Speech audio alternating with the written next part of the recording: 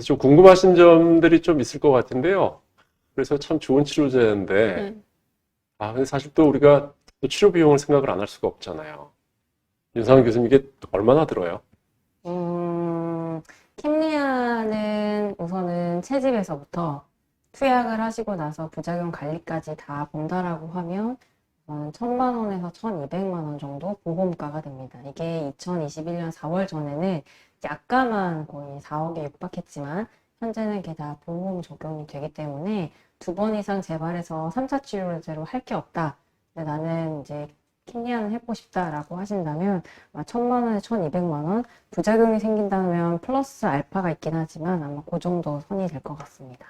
네, 그러니까 기본적으로 일단 국내에서 되는 카티세포 치료 또 이중항체 치료제를 통틀어서 네, 킴리아밖에 없는 거예요. 현재 맞습니다. 네네. 허가가 되고 급여가 되는 치료제는. 네. 네, 근데 이제 그 정도 비용이 들고요. 말씀드렸지만 변자민 교수님, 국내에서 어떻게 하면 좀 이런 치료를 좀 잘 받을 수가 있을까요? 그 말씀 이때까지 얘기가 많이 된 내용인데 카티 같은 경우에는 현재 국내에서 사용할 수 있는 거는 킴리아 하나밖에 없습니다. 나머지 이중항체도 그렇고 나머지 카티 같은 경우에는 임상 시험으로 받을 수가 있고 그렇기 때문에 대상이 된다고 하면 임상 시험이 가능한 센터로 문의를 해보시는 게 좋을 것 같습니다.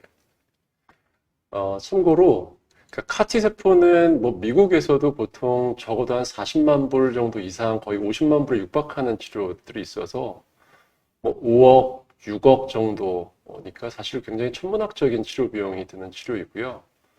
그리고 이중항체 치료제의 경우에는 이제 미국에서도 막 승인이 되기 시작했습니다. 그래서 림프종에서도 이제 승인을 받은 치료제가 현재 한 가지가 있고 다발골수종에서도 치료를 받은 이중항체 치료제가 한 가지가 있는데 한 번 맞는데 한 10,000불쯤 한다 그래요. 10,000불. 테클리스타맵이라고 하는 다발골수종 치료제가. 근데 이제 그 치료제의 경우에는 사실 매주 맞아야 되잖아요. 그럼 사실 한 달 맞는데 우리 돈으로 환산하면 거의 5천만 원이에요. 그러니까 전체 치료 비용으로 하면은 사실 꼭 이중항체 치료제가 꼭 싸다고 또 할 수도 없는 것 같아요. 근데 실제로 국내에 나중에 들어오는 상황이 되면 어떨지는 좀 지켜봐야 될 것 같고요. 카티세포는 한 번 맞으면 되잖아요. 그러면 변자민 교수님 이거 또 얼마나 오래 맞아야 돼요? 그것이 가장 큰 문제인데요. 네. 지금까지는 어쨌든 간에 재발 세팅에서 우리가 이 치료를 해왔기 때문에 언제까지라는 게 없이 이야기 들을 때까지 계속 사용을 했기 때문에 아직 정해진 건 없습니다.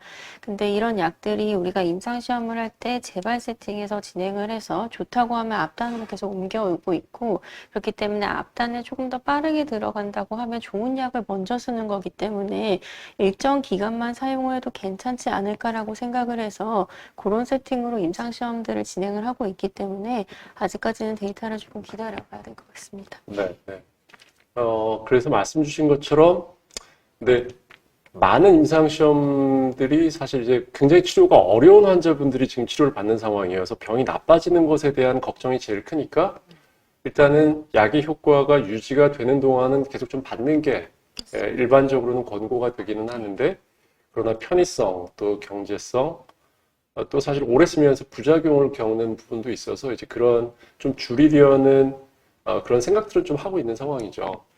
그리고 조금 설명을 못 드린 부분 중에 하나는 지금 이제 막 언급해 주셨는데 그죠. 지금은 이제 다 이게 새로운 치료제들이기 때문에 먼저 표준 치료가 효과를 잘 보이지 못하는 경우에 한해서 이제 이런 약들의 대한 임상시험이 지금 이루어지고 있는 상황이지만 점점 더 좋은 치료제니까 더 앞쪽에서 치료로 하려는 노력들이 많이 이루어지고 있고 또 단독 치료로서만이 아니라 기존에 원래 사용되는 치료제와 같이 섞어서 치료하는 이런 혼합요법에 대한 임상시험들도 많이 지금 진행되고 있죠. 또 카티도 마찬가지로 아까 말씀 주셨지만 자꾸 이제 재발하신 분들뿐만이 아니라 더 빨리 좀 치료를 받을 수 있는 그런 노력들을 지금 이제 하고 있는 상황이고요.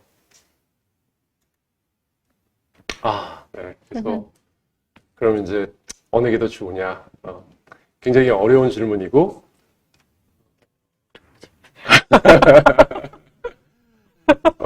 사실 요거에 대한 답은 정말 똑같은 환자분들을 대상으로 이거는 이제 저희가 임의비정 임상시험, 비교 임상시험을 하지 않는 한은 정답을 알 수는 없죠. 근데 그러나 이제 그런 임상시험은 굉장히 이루어지기 어려울 것이라고 생각이 되고, 말씀드린 것처럼 이제 장단점이 있는 거죠. 정말 CAR-T 세포 치료제는 아무튼간에 데이터를 봤을 때는 지금까지 나온 치료제 중에 가장 좋은 효과를 보이는 치료인 건 분명한 것 같고요.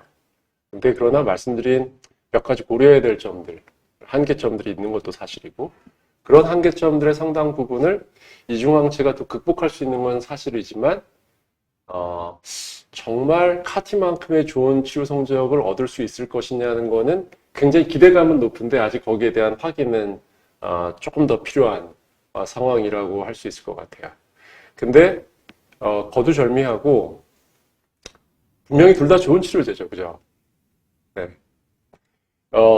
CAR-T는 근데 이제 요걸 좀 질문을 좀 드릴게요. 자, 저희한테요? 네, 네. 네. 사실 이거는 저희가 뭐 학회에서 이야기할 때도 되게 어려운 부분이기는 한데, 사실 저희는 지금 모두 다, CAR-T에 대한 임상시험도 진행하고 있고, 또 이중항체에 대한 임상시험도 진행하고 있습니다. 그래서,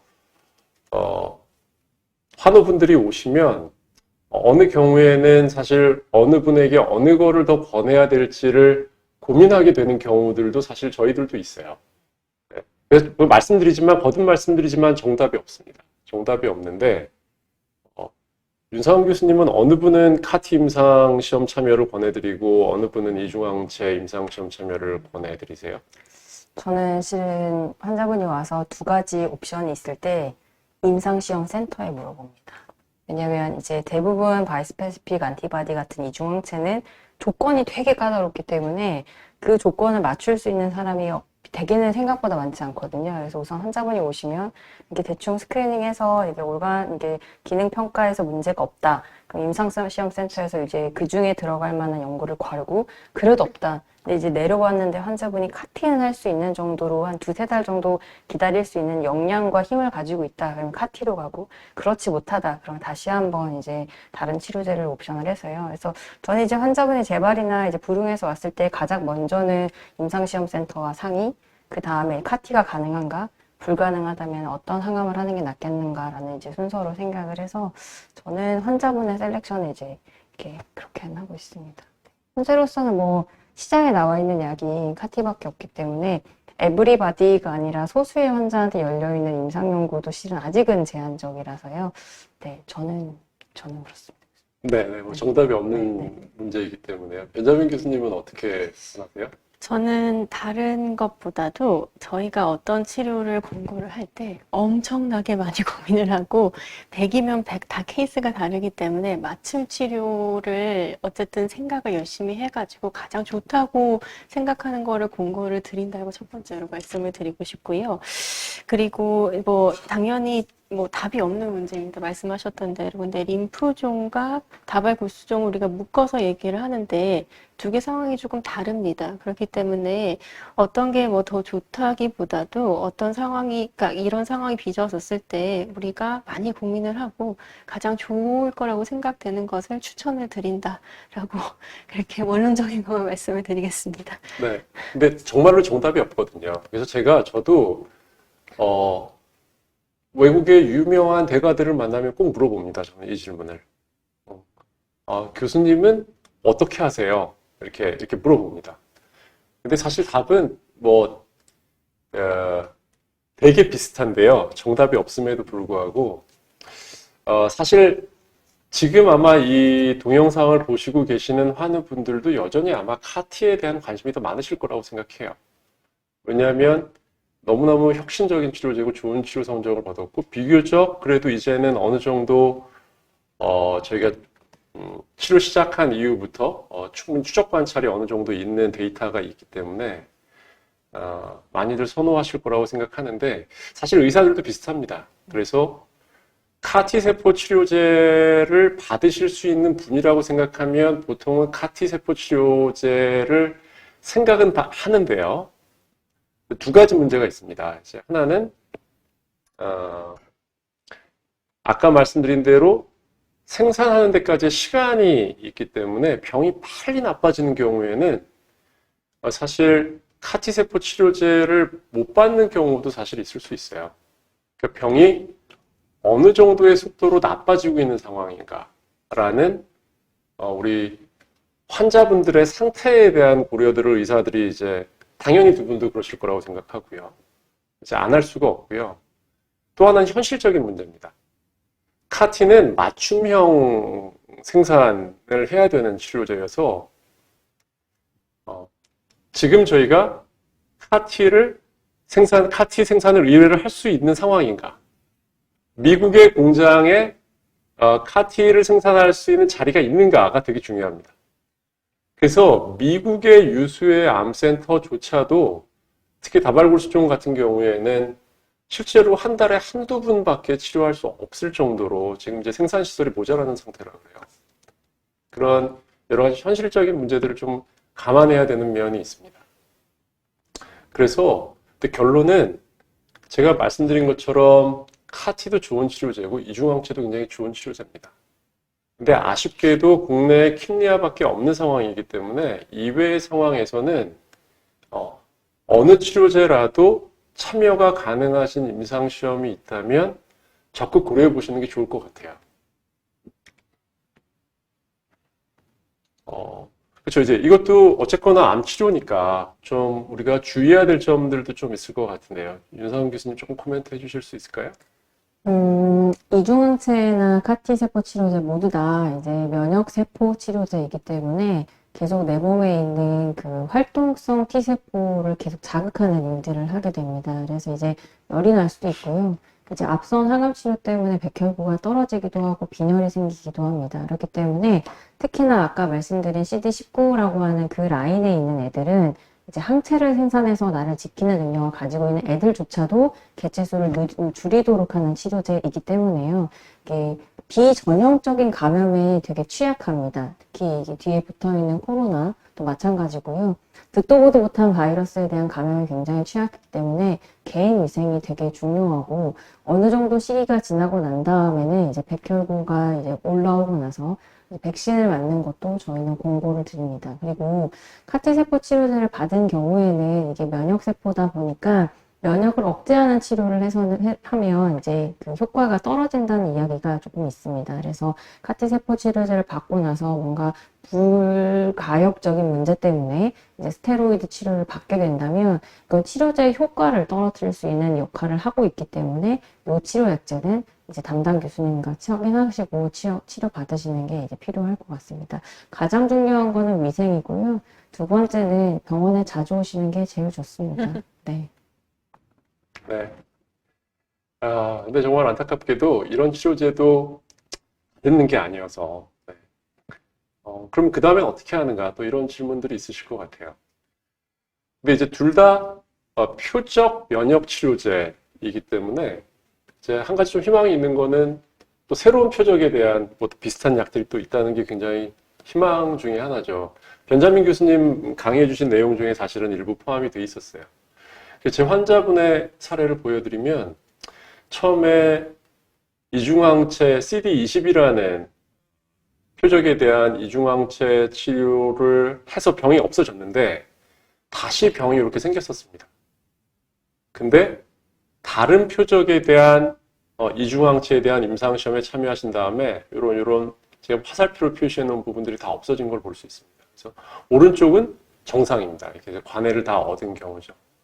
그래서 한 가지 희망은 계속해서 좋은 치료제들이 개발되고 있고 또 심지어는 한 가지 치료제의 반응이 없어도 또 새로운 치료제에 대한 그런 임상시험 참여의 기회가 또 있을 수 있기 때문에 또 이렇게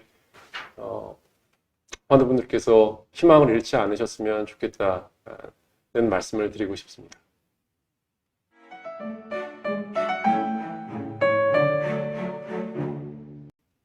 네. 그러면 우리 환우분들께서 주신 질문을 가지고 저희가 조금 토의를 진행해 보도록 하겠습니다. 킴리아라는 치료제가 국내에서 사용이 되고 있는데요. 근데 왜 T세포 림프종에는 카티세포 치료를 못 하나요? 윤상원 교수님.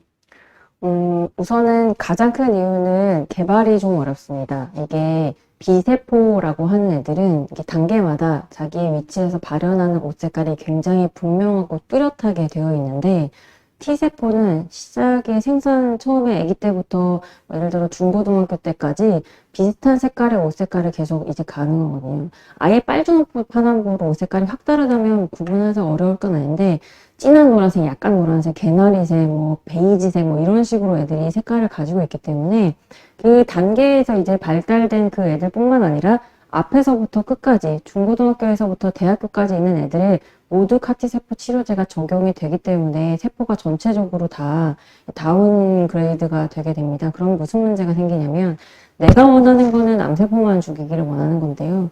암세포랑 똑같은 옷 색깔을 입고 있는 애들을 전체적으로 다 없앨 수 있는 능력이 돼서 이렇게 되면 우리 몸에 있는 모든 기능을 가지고 있는 세포독성 T세포들이 다 없어져 버립니다. 그러면 감염에 굉장히 취약하게 되고요. 그러면 이게 사람이 살 수가 없습니다. 왜냐면 내 몸을 자정할 수 있어야 되고 지킬 수 있어야 되는데 지키는 내 편까지 다 없애버리는 역할을 하거든요. 그래서 이게 요즘에는 이게 그 형제 존속살인이라고 하는 이름으로 카티세포 치료제가 T세포 림프종으로 발현됐을 때 생기는 부작용의 1번이기 때문에 그동안은 얘기가 되다가 좀 줄어들었는데 이제는 아예 더 구체적으로 하나의 T세포뿐만 아니라 T세포에 있는 옷 색깔을 조금 더 구체화해서 발현한 애들을 찾아서 개발을 해보자 라는 아이디어까지 지금 와 있어서요.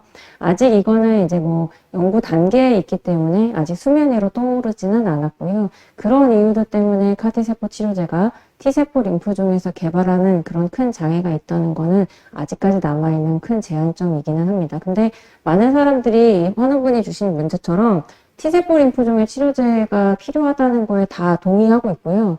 다 이유가 안 좋은 이 T세포 림프종에 대한 이 결과를 어떻게 끌어서 낼 수 있는가에 대한 고민을 다 동참하고 있기 때문에 시간이 지나면 좋은 카티세포 치료제가 T세포 림프종에서도 이제 수면으로 나오지 않을까 하는 생각이 듭니다.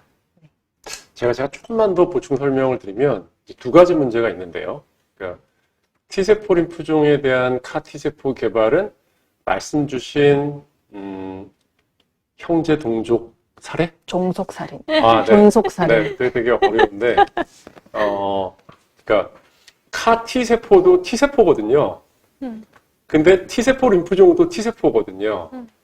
그러니까 림프종을 죽이기 위해서 카티세포를 만들면 얘는 카티세포와 T세포 림프종을 동시에 적으로 인식하게 됩니다.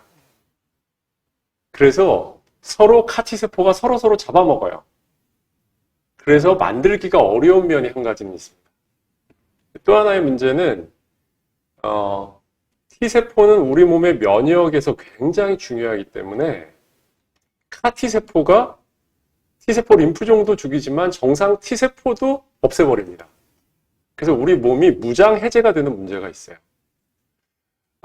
근데 정말 다행스럽게도 최근에 이런 부분들이 극복이 될 수 있는 카티세포들이 개발이 되고 있습니다. 그리고 또 하나는 이 T세포가 아니라 면역세포 중에 NK세포라는 것을 이용해서 비슷한 개념의 치료제를 만드는 노력이 이루어지고 있습니다.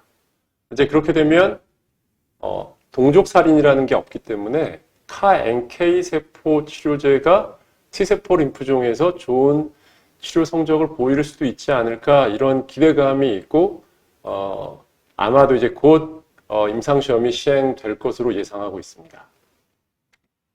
그러면 두 번째 질문으로 넘어가 볼까요?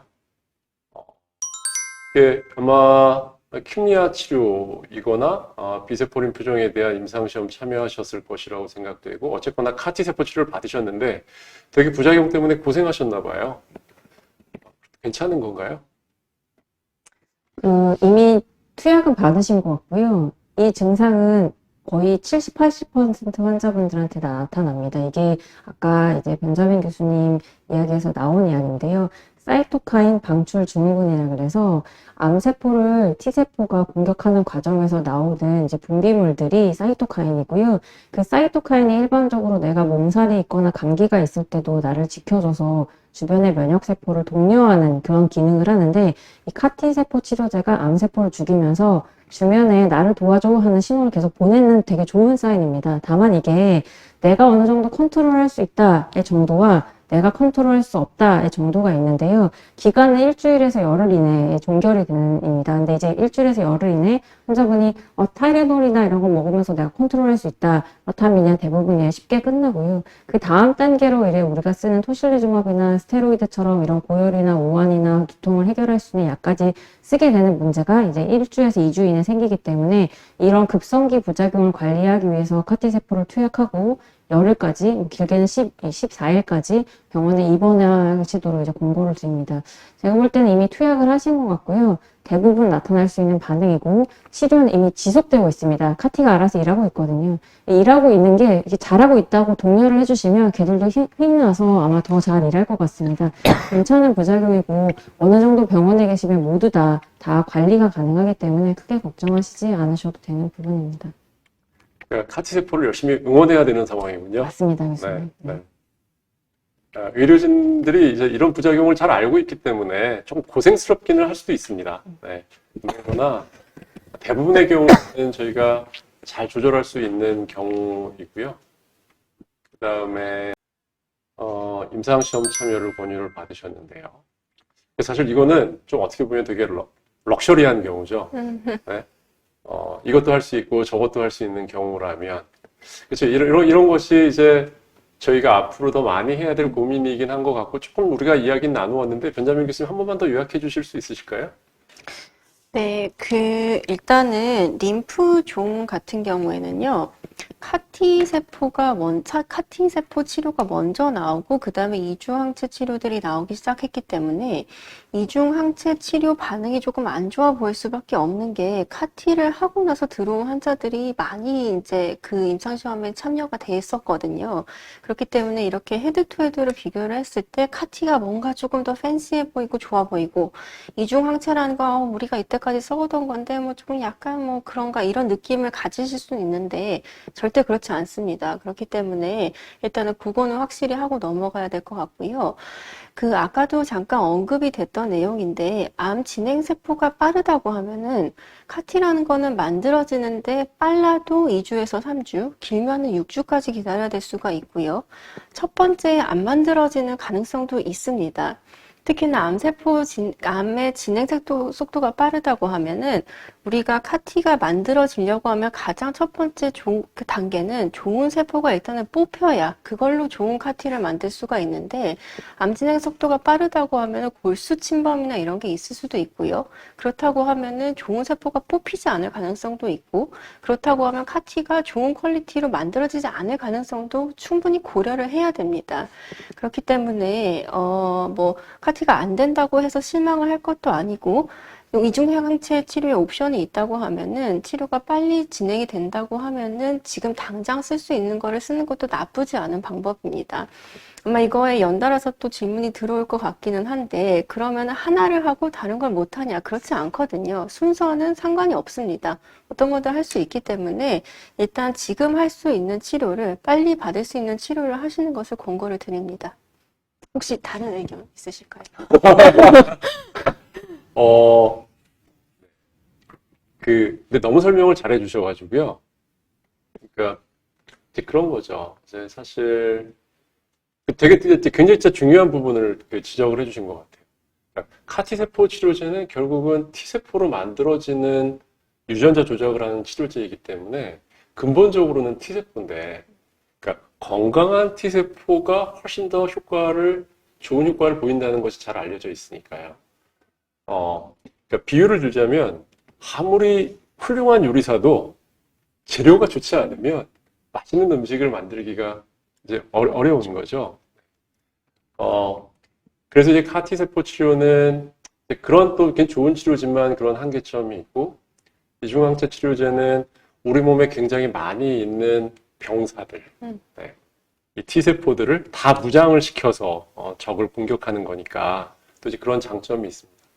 그래서 이제 오늘은 이제 물론 이제 아직 끝이 아니고 더 말씀드릴 텐데 저희가 편의상 조금 카티를 더 집중해서 말씀드리고 또 이중항체를 좀 집중해서 말씀을 드리고 있지만 사실 저희는 지금 윤상환 교수님도 이중항체 치료제도 로 환우분들을 치료하고 있으시고 변자민 교수님도 카티 세포 치료를 하고 계시고 뭐 저도 마찬가지입니다. 그래서 저희가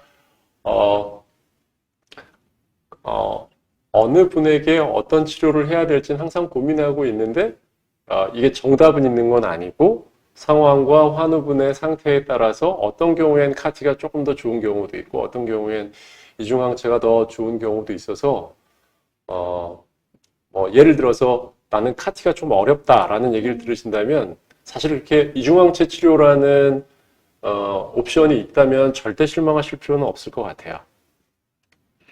사실 그 다음 질문은 조금 뭐 연장되는 질문이면서도 조금 어려울 수도 있는데 변현민 교수님 조금만 더 설명해 주실 수 있을까요? 네, 제가 두 가지를 좀 말씀을 드리고 싶은데, 첫 번째는 리투ක්시맙이라는 약이 잘 안 들었는데, 이중항체를 써도 될 것인가에 대해서 좀 고민이 있으실 것 같은데요. 이중항체가 어쨌든 리투ක්시맙보다 좋은 게, 이 경우에는 아마 글루피타맙이나 아니면 다른 이중항체를 쓸 가능성이 높은데, 글루피타맙 같은 경우에는 아까 이제 한쪽이 T셀이고 한쪽이 그 암세포를 한다고 하면 글루피타맙은 T세포를 끌어올 수 있는 머리가 두 개입니다. 그래서 T세포를 조금 더 강력하게 끌어올 수 있기 때문에 그 효과가 훨씬 강력하기 때문에 리투ක්시맙에 잘 안 들었다고 해도 이중항체를 썼을 때 안 들을 거라고 생각을 하지는 않습니다. 그렇기 때문에 충분히 사용을 해볼 수 있는 상태이고요. 그게 첫 번째고. 그리고 두 번째는 아이스 치료가 세포 독성 치료잖아요. 거기에 부작용이 극심했다고 말씀을 하시는 걸 보면은 아무튼 여러 가지 골수 기능 저하를 제가 이제 예상을 할 수가 있는데 그렇다고 하면은 T세포 잘 안 모일 가능성이 있어 보입니다.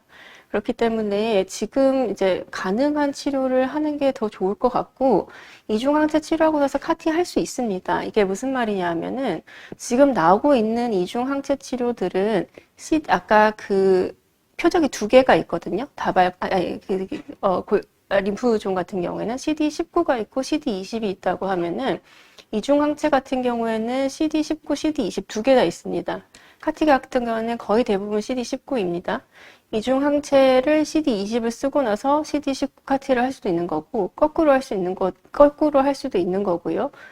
표적이 여러 가지가 있기 때문에 약제를 맞춰서 사용은 충분히 가능하다고 생각하고, 다만 이제 그때 뭐 재발이 되면 안 되겠지만, 재발을 할 때마다 병의 성상을 확인하는 건 중요할 것 같습니다. 그래서 이 병이 어떻게 바뀌었는지, 지금은 어떤 표형을 보고 있는지에 따라서 맞춤 치료를 가는 거기 때문에 충분히 가능하다고 생각합니다. 근데 되게 좀 안타깝네요. 이게 알차업을 하고 불응이셨다고 그러니까 좀 치료가 까다로운 경우인 것 같고 보통 아이스 치료는 물론 이제 굉장히 부작용을 많이 겪으시는 경우도 일부 있긴 하지만 대부분의 경우에는 아주 힘들게 받으시는 치료는 아니신데 되게 좀 고생을 하시는 경우인 것 같아요. 그래서 참 안타깝고 수혈 치료도 하시고 회복 중이시고 근데 거듭 말씀드리지만 혹시 이제 이 동영상을 시청하시는 시기에는 저희가 지금 촬영하는 시점과는 조금 다를 수도 있습니다. 근데 그러나 현 시점에서는 이중항체 치료제는 임상시험으로만 가능하기 때문에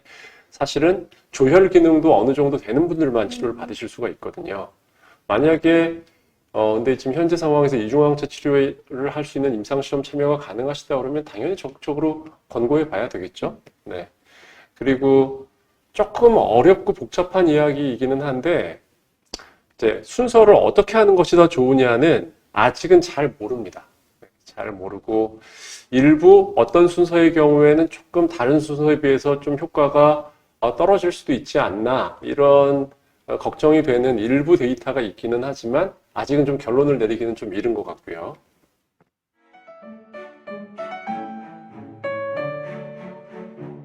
그러면 다발골수종에서 또 카티 세포와 이중항체 치료에 대한 질문을 주셔서 저희가 한번 보고 답을 드리겠습니다. 그렇죠. 이제 카티 세포 치료할 때 최소 2, 3주. 근데 이제 생산 기간으로만 하면은 뭐 이 정도인데 이제 생산된 치료제가 정말 큰 문제가 없는지를 확인하는 과정이 사실 상당히 걸리기 때문에 실제로는 한 달에서 한 2달 정도가 이제 소요가 되고요. 제가 답을 드렸군요. 그동안 다른 항암 치료를 유지하고 있으면 되는지요? 윤상은 교수님. 우선은 다발골수 중에서 국내 상황에서는 카티세포 치료제가 불가능합니다. 그래서 그 카티세포 치료제에 우선은 가능성이 없기 때문에 현재로서는요. 그렇기 때문에 준비기관을 다발골수 중에서 지금 고민을 하시는 게 조금 이른 고민인 것 같고요. 지금은 국내에 이제 허가가 되어 있는 이제 약들의 구성으로 다시 한번 고민을 해보시거나 아니면 임상연구로 들어와 있는 이중항체는 다발골수 중에서 꽤 많이 있는 편이라 오히려 이중항체 쪽으로 고민을 해보시는 게 오히려 저는 지금 이 상황에서는 이제 맞을 것 같습니다. 이게 현재 국내에서는 카티가 불가능하기 때문에 그 준비 기간을 기다리실 이유가 전혀 없고요. 이미 나와 있는 임상연구로 각 기관마다 요청을 해서 여쭤보시면 많은 약들이 있기 때문에 그 약으로 한번 알아보시는 게 저는 맞다고 생각합니다. 근데 만약에 카티세포 치료제가 다발골수 중에서 허가가 되어 있다라고 하면 그 중간에 가교 환갑을 할 거냐? 그건 환자분의 상태에 달려 있습니다. 질병이 너무 많아서 그 준비 기간을 다 기다릴 수 없다. 그럼 주치의 판단에 의해서 병을 좀 줄이는 노력을 할 수도 있고요. 안 할 수도 있습니다. 그는 그때 그 상황에서 주치 선생님과 상의해 보시는 게 좋겠습니다. 네. 뭐 자세하게 사실 말씀을 주셨지만 조금 정리해서 다시 한 번만 벤자민 교수님께서 말씀 주시면 좋을 것 같습니다. 네, 그 다발골수종은 조금 뭐 치료제가 많습니다. 그 이유가 다발골수종이라서 표적도 다발입니다. 그래서 아니, 농담을 한 건 아니고 실제로 그렇기 때문이에요. 네. 그래서 이제 CD38이 있고 BCMA라는 게 있고 GPRC5D라는 게 있고 FcRH5라는 그런 표적들이 있기 때문에 각각에 대해서 카티도 있고 각각에 대해서 이중항체도 개발을 하고 있기 때문에 약이 굉장히 많은 거거든요. 근데 이제 그 중에서 이중항체 중에서 이름이 붙은 것들은 한 4개 정도가 있을 것 같고요. 테클리스타밥이 FDA 승인, US FDA 승인을 받은 상태이고, 엘라나타맙이라는 약이 있고요. 그 다음에, 탈코아타맙이라고 해서 요즘 가장 식는 강자로 떠오르고 있는 약이 하나가 있고, 그 다음에 세부스타맙, 요렇게 4가지가 이름이 붙어 있고, 나머지들은 아직 뭐 ABBB4 뭐 이런 식으로, 리제너론 뭐 이런 식으로 이름이 붙지 않은 그런 약들도 여러 가지가 있습니다.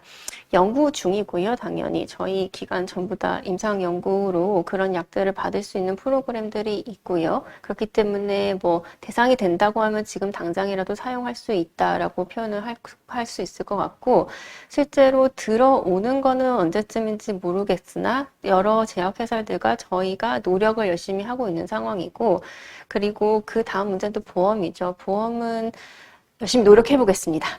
네. 벤자민 교수님께서 노력을 해주신다니까 잘 될 것 같습니다. 네.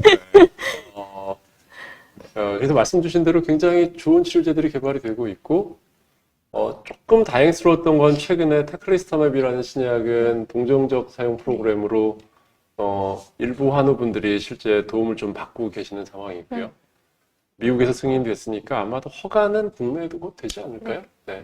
근데 그러나 이제 아무튼 비용이 문제고 그런 현실적인 문제들이 해결되기 위해서는 보험이 꼭 되어야 되는데 그런 환경이 되기를 정말 고대하고 같이 좀 힘을 모아야 될 것 같아요, 이 부분은. 네.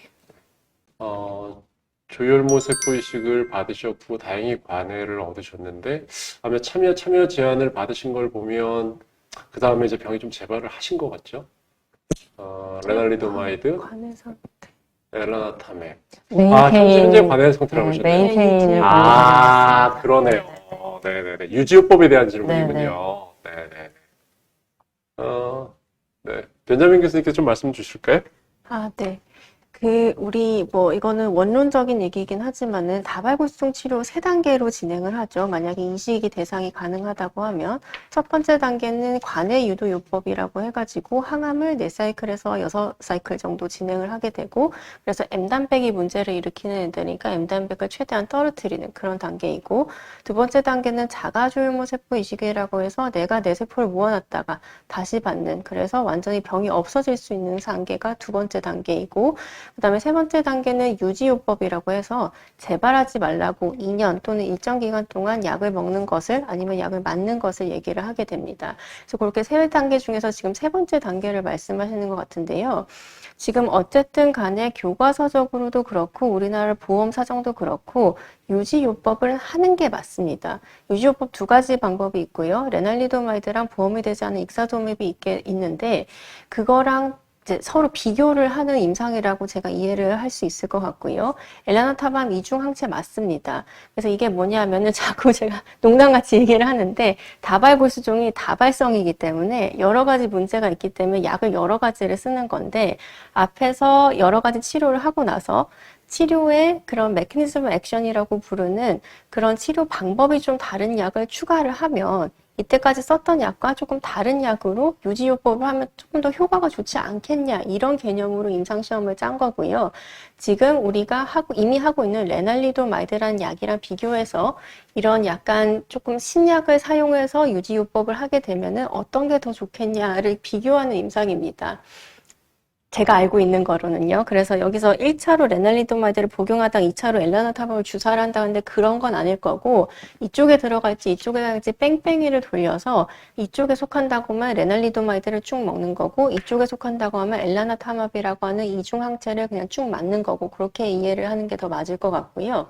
어떤 쪽에 떨어져도 손해가 아니죠. 왜냐하면 레날리도마이드라는 거는 우리가 해야 되는 거를 당연히 해야 되는 거를 그냥 약을 공짜로 주겠다 이런 얘기고 레나타맘이라는 건 신약을 받을 수 있겠다 이런 개념이기 때문에 어느 쪽에 떨어져도 나쁜 게 아니기 때문에 저는 하시는 게 맞다고 생각을 합니다. 네. 변자민 교수님께서 하시는 게 좋다고 말씀 주셨으니까.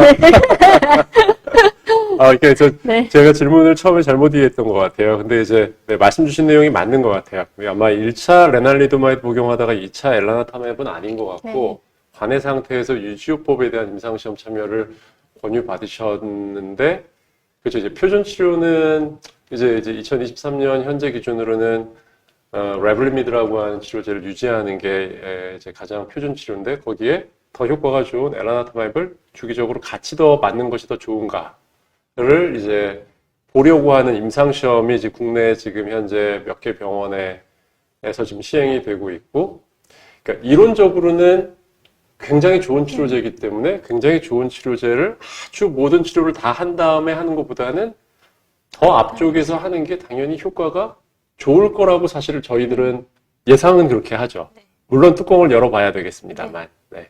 반면 조금 그러지 않기를 바라지만 조금 우려되는 점은 또 이제 이중항체의 고유한 독성이 좀 있을 수 있기 때문에 이제 그런 부분들이 어떻게 작용할지는 조금 더 경과를 이제 사실 임상시험의 결과를 봐야지만 알 수는 있지만 효과의 측면에서는 당연히 좋을 것이라고 저희는 짐작은 하는데 부작용의 측면에서는 더 유리하지는 않을 수도 있기는 있어요. 이론적으로는. 네. 그래서 이제 그런 장점과 단점이 있기 때문에 지금 이제 주치 교수님과 더 상의해서 결정하시면 될 것 같습니다. 오늘 저희가 생각보다 굉장히 긴 시간 이야기를 나눴는데요. 혹시 윤상훈 교수님 마지막으로 더 우리 환우분들에게 더 주시고 싶은 말씀 있으실까요? 우선 지금 논의되고 있는 이 치료에 관심을 가져서 여기 들어오시는 분들은 아마 초진이 아닐 겁니다. 재발 혹은 불우로 여러 번 이제 이전 치료로 고생도 많이 하셨고 과연 다음에는 이게 항암을 끝낼 수 있을 것인가 라는 고민 때문에 아마 찾다 여기까지 오신 것 같은데요. 실은 현재로서는 답이 없습니다. 어떤 게 나한테 맞는지 그 길을 찾아가는 게 되게 고되고 힘들긴 한데 그 환자분의 상태를 가장 잘 알고 그 현재 치료를 가장 잘 하시는 분은 같이 팀워크를 이루고 있는 그 교수님이 맞습니다. 그러니까 지금의 내 상태를 가장 잘 이해하고 있는 사람이랑 앞으로 어떻게 팀워크를 구성해서 갈 건지를 잘 얘기하셔서요. 그 당시에 나한테 모든 좋은 약들이 내 몸의 약은 아니거든요. 그 상황에서 나한테 가장 좋은 게 어떤 것인지 주치의 교수님과 주치의 교수님 혼자서 일하지 않고 그 팀이 있거든요. 그 팀과 같이 공유해서 앞으로의 상황을 개선해 나가시는 좋은 치료를 선택하셨으면 좋겠습니다. 네, 감사합니다. 변자민 교수님도 좀 말씀 주실 수 있을까요? 네, 짧은 진료 시간, 진료실에서 못다한 얘기와 대답을 못 해드린 질문에 대해서 어느 정도 조금 답을 얻어 가시는 기회가 됐으면 좋겠습니다. 그리고 윤상원 교수님께서도 말씀을 하셨지만 좋은 약은 계속 나오고 있습니다. 그렇기 때문에 희망을 잃지 않고 치료에 임해서 좋은 결과가 모든 분께 있기를 진심으로 바라겠습니다. 네, 오늘 두 분 좋은 말씀 주셔서 정말 감사하고요. 아마 큰 도움이 됐을 거라고 생각을 합니다. 저도 조금 드리고 싶은 말씀이 있는데, 사실 이제 임상시험이 더 필요 없는 세상이 오면 좋겠어요.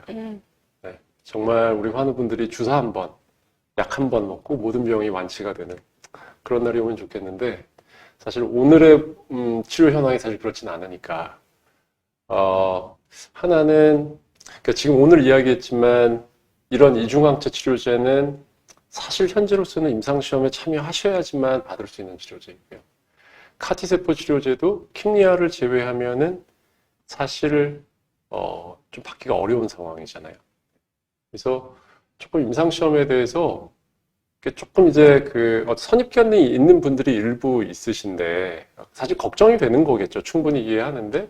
근데 그러나 담당 교수님께서 혹시라도 임상시험 참여를 권유를 하시면 조금 관심을 가지고 들어보시고 그런 다음에 판단하셔도 늦지 않을 거라고 생각을 하고요. 또 꼭 드리고 싶은 말씀은 진짜 우리 환우분들 너무 고생이 많으신데요. 힘든 치료 받으신다고. 그러나 이제 오늘 이야기 나눈 것처럼 정말 엄청나게 좋은 치료제들이 계속 개발이 되고 있습니다. 그래서 시간이 지나면 오늘 저희가 이야기하지 못한 또 더 좋은 치료제가 나와 있을지도 몰라요. 저는 그럴 거라고 분명히 생각합니다. 네. 그래서 환우분들께서 용기를 잊지 마시고 지금까지 잘해오신 것처럼 마음 굳게 드시고 담당 교수님과 힘을 합쳐서 잘 우리 치료를 해봤으면 좋겠습니다. 네. 오늘 긴 시간 경청해 주셔서 감사합니다. 감사합니다.